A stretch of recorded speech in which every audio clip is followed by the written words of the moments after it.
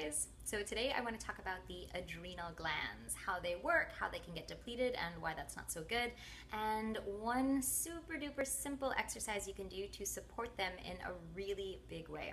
So the adrenals have several different functions in our body. They send out a lot of different hormones for fluid balance, reproductive function, and also stress response. So that's what I want to focus on today.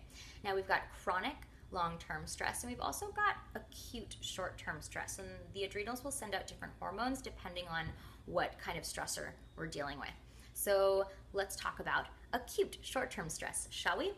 Now, if that clap had scared you, then your pituitary gland up here would have sent some hormones down to your adrenals, right on top of your kidneys here. And those hormones would have said to your adrenals, yo, something crazy is happening. We've got to get the body ready to either fight or get the heck out of there. So the adrenals would have gotten that message and been like, okay. And they would have sent out hormones like adrenaline and noradrenaline, also known as epinephrine and norepinephrine. And those hormones would have caused the heart rate to start going faster, your pupils to dilate to let more light in, blood vessels to dilate so that blood and oxygen could rush through your body to things like the muscles, which would get you ready to either fight or get the heck out of there, run. Now, those hormones also would have started to convert fat and protein into glucose, thus raising the blood sugar levels so that there was extra energy for the cells to use while your body was getting ready to either fight or run. So that's the acute stress response. Now, chronic stress, this is things like if there's been the death of a loved one, or you've had major surgery that the body is going to be healing from for a while, or perhaps you're in a strained long-term relationship. Maybe you hate your job that you can't get out of, or let's say you live in a city where there's pollution and your body is constantly having to detoxify. These are all examples of long-term stress. So in this case, your body will send out a different set of hormones such as cortisol.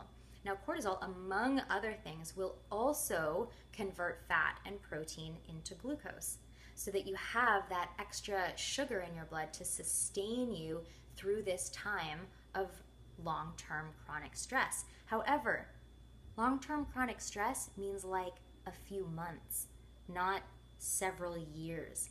Because what starts to happen is that your adrenals, after years of pumping out these hormones, start to get fatigued. And if you're constantly on high alert, well then everything is going to spark or trigger that acute stress response. So you've got both of these sets of hormones firing out. Now, what do these two have in common? These two responses, they both raise blood sugar, which causes which hormone to get pumped out by the pancreas? Insulin. Insulin is the hormone that tells cells to take in sugar from the blood, that there's too much sugar in the blood, take it in. Now, after years of the cells hearing insulin's message constantly, because the blood sugar is constantly being raised, even though we don't actually need it because we don't need to fight or run away, so it's kind of just sitting there, then the cells can become resistant to insulin's message, and this begins a whole host of potential blood sugar control issues like hypoglycemia, insulin resistance, even diabetes. Now, here's the other thing. In order to save themselves, your adrenals will also pull on energy from all of the other endocrine glands to save themselves. The endocrine glands are the ones that secrete hormones, which basically regulate every function in your body, like the thyroid, for example, which regulates body temperature as well as metabolism. So let's say you're constantly cold, or your metabolism is slowing down and you're gaining weight and you're not sure why. Well, look, there are several different reasons why things can happen in the body, but hey, maybe stress is one of them. So what can you do? It's really easy. It's like a little ridiculous how simple it is. Are you ready? Here goes.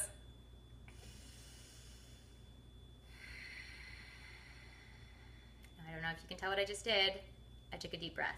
Now, I know, it's like, okay, deep breathing. No, but seriously, deep breathing is scientifically proven to reduce stress levels. And just 3 deep breaths will measurably reduce cortisol levels, which means that your blood sugar isn't being raised so high.